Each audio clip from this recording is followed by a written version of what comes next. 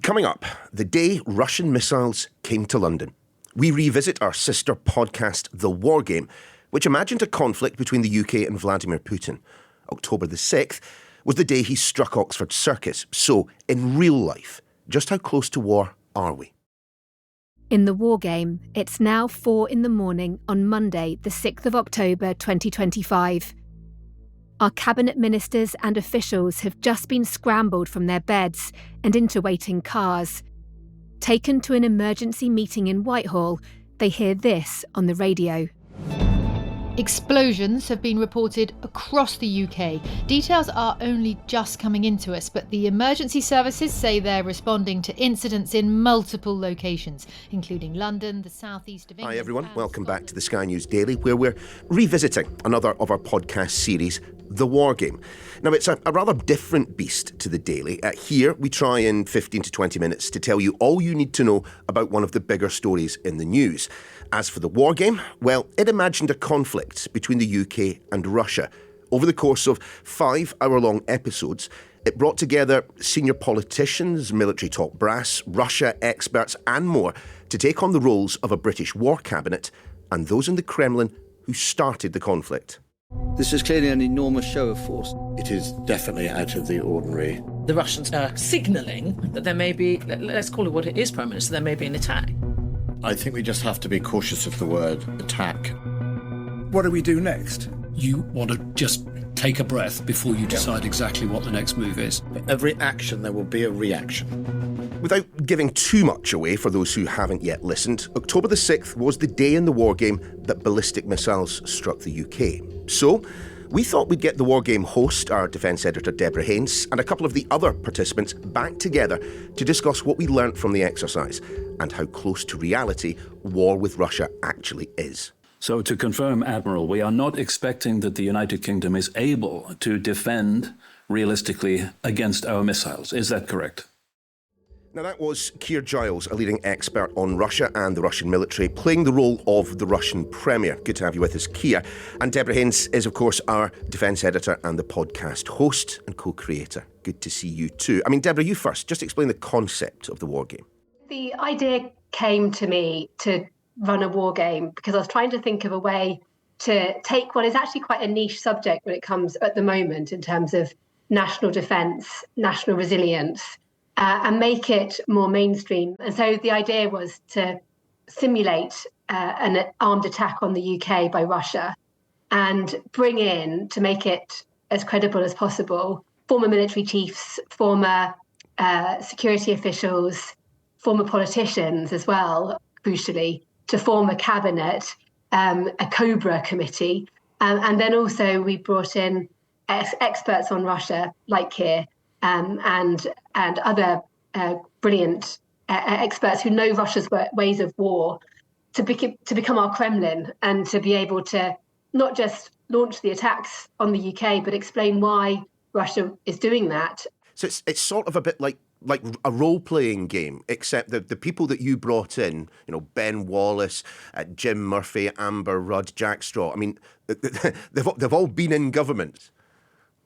Yes, they have to play their part, but it's completely unscripted in terms of what the British side are doing. They have no idea what is coming their way, and they have to respond as they see fit. So it was to bring in these people that had very real jobs in the past to role play those jobs as part of a game, but they didn't know what was coming their way. Keir, your role in all of this was, well, it was pivotal, wasn't it? Explain what your job was and the scenario that played out in the Wargame.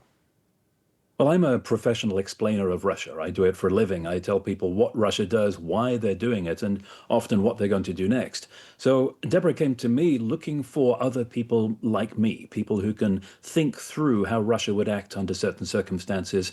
And of course, people who've done this before, people who take part in this kind of war game, this kind of role play, but usually behind closed doors. It's for national governments, it's for NATO. It's trying to work out through scenarios what to do about Russia and how Russia is going to respond. And the really striking thing about this was that whoever we showed this scenario to, the scenario that had been come up for the podcast and how Russia might act, on the red side, the Russia side, all of them thought this was entirely plausible and entirely in accordance with how they might expect Russia to behave.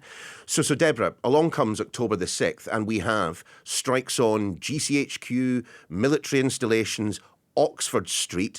As Keir said, this was a situation which was certainly believable. But in terms of where the UK found itself in this scenario, at arm's length from the United States, not yet supported by NATO, how realistic was that? We played the game back in April, so October was far in the future, and it is quite chilling how even in the build-up to us playing the game, there were in the real world similar events happening. So sabotage, you're seeing arson attacks, these mysterious drone sightings, and that's become much more evident in the last couple of weeks. And Russian warplanes entering NATO airspace. Again, these are all kind of acts, or aggressive acts by Russia that's testing NATO. All these kind of, people sort of say sub-threshold, grey zone attacks are part of the toolbox in a war scenario that can be used to disrupt, to disorientate, to create chaos before or during a conventional attack. And so obviously on the 6th of October in our war game, and it is quite weird waking up today on the 6th of October in real life, very relieved that there weren't missiles raining down on the UK.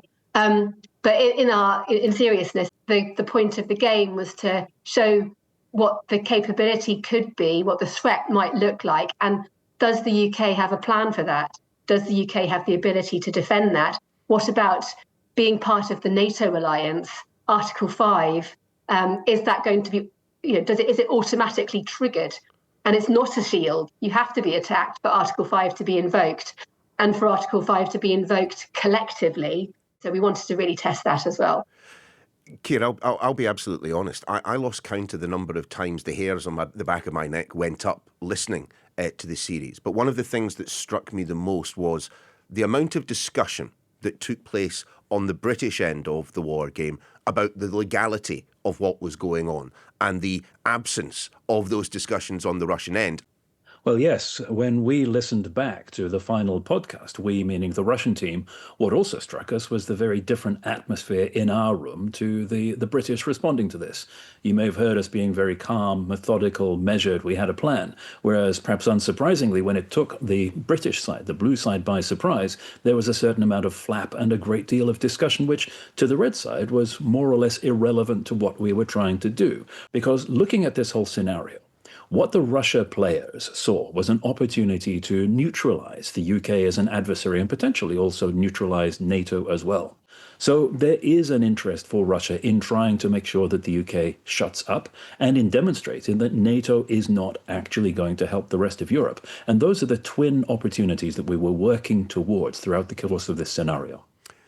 Deborah, obviously I don't want to spoil it for those who haven't listened just yet, but what did we learn about the UK's state of readiness for an attack such as this? Hard to give a clear answer without giving too much away. But I mean, that we're not ready. And that's no secret. You've had MPs reports and ministers also acknowledge that we are not ready right now to fight high intensity warfare for a sustained period of time. We actually recorded the war game before the Defence Review came out. But before the release of the war game, you had the government's Defence Review setting out plans to rebuild its ability to fight war against a peer competitor at scale. And yet there is no sense of urgency. In the language, there's urgency, but in the action, it's still inertia. And then you also had the National Security Strategy, which came out as well as the podcast was being released. And it says for the first time in a long time that the UK needs to be actively prepared for a direct attack on the home front, which is very stark language coming from the government, and yet there isn't the same communication happening with the public about what that means in terms of readiness. And the game really does reveal how when you don't have the conventional capacity to deter, and if there is hesitancy on behalf of your strongest allies, in particular the United States, then the leap from doing nothing to launching a nuclear attack to try to deter or to save your country from further attack suddenly becomes very narrow. Keir, for those who say that this is a bunch of hypotheticals that exist at the extreme end of a range of possibilities, I mean, how would you reply to that? There's a lingering perception in this country that in order to be a problem, enemy aircraft, be they Russian or whoever, actually have to be directly overhead. But that's a very outdated perception. They're launching missiles at Ukraine from thousands of kilometers away. And if we think thousands of kilometers from targets in the UK, that's way up in the Arctic. Russia is looking for ways that it can do damage to NATO and to the European alliance overall. And that doesn't necessarily mean attacking the countries that are nearest to it. Because if it can find a political return on investment that justifies the amount of resources and effort and risk that we're going to challenging a major NATO partner, then it might just do that. So Deborah, the war game demonstrates that drum that Donald Trump has been banging for many a year now, that we and other NATO allies have simply ignored the threat for far too long and have underinvested in our military. That was one of a key purpose of the game, was just to illustrate what the reality of that looks like. If people in a democracy aren't informed about specific areas, for example, defence and what hollowed out armed forces actually means, then how can they possibly make an informed choice? The combined economies of NATO. So are we then, Keir, in your mind, edging towards, perhaps even slipping towards an inevitable conflict with Russia? We've known for some time that the only thing that is stopping us saying that we're in a state of war with Russia is the timidity of European leaders not admitting that Russia has been waging war on us in every possible domain for years. The patterns of cyber attacks and arson and sabotage and murder and the electronic warfare that's being waged across Northern Europe, they're all aspects of how Russia is normalizing a situation where it's able to carry out hostile acts that do cause significant disruption and do cause fatalities across Europe without it being recognized publicly that these are tantamount to acts of war and they need a response. We see this playing out at the moment with the complete failure, it seems, to put in place defenses against drones shutting down airports across Scandinavia, across Germany. Plenty of examples from the past where this has happened, but no response from the West. So why on earth would Russia not continue to do it? OK, well, let's get a couple of reflections from the other co-creator of the war game, the man who came up with this scenario that played out, Dr. Rob Johnson, director of the Changing Character of War Centre at Oxford University and formerly of the Ministry of Defence. Rob, what exactly is the purpose of an exercise like this? I think the thing to say about why these things are important is that we can find fault and we can fix them. If you look at the range of analytics that we use in professional wargaming, the stuff that we do for government, military, for commerce, in that analytics, you can find where there were gaps, things that we missed, items we did not have. And the crucial one in this wargame was we didn't have what they call a war book. This is the document that we held at national level and then also at local government level that we had until 2004 that could give a set of instructions so that everyone knew what to do in a crisis. I think if you look at it today, I know they're rebuilding one at the moment in the government, but today, I'm afraid, if we came under a Kyiv-style attack, we would be struggling a little bit. We're not as efficient as we should be. And this war game is designed to bring to the public attention and to get government thinking about what we need to do in the case of an emergency. And I think what people have said to me who work in government felt that it was realistic. It was plausible, if unlikely, and I know it's initiated behind the scenes, although they won't permit me to take part in it, but I know behind the scenes they're taking this podcast really seriously.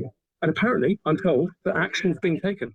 Just in terms, though, of the content of the war game on this occasion, how much of what happened on the fictitious October the 6th is of relevance to where we find ourselves geopolitically, defensively, as of this moment?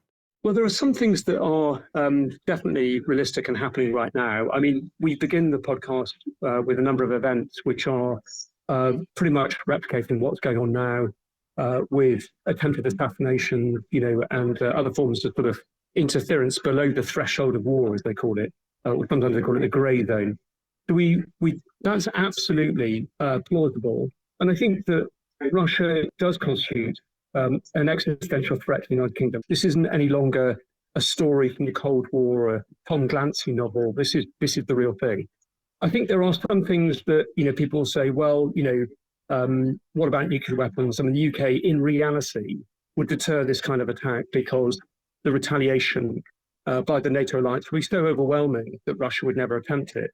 Okay, that's fair. But Russia is mobilized for war. UK isn't.